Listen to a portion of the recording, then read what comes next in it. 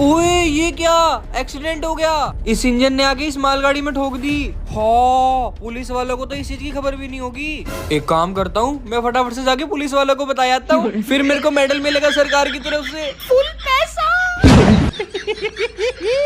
ओए ये क्या, ये गाय तो बिल्कुल ट्रेन के आगे खड़ी है। अगर ड्राइवर ने थोड़ी सी भी ट्रेन चला दी है तो कुचली जाएगी। मुझे कुछ करना होगा।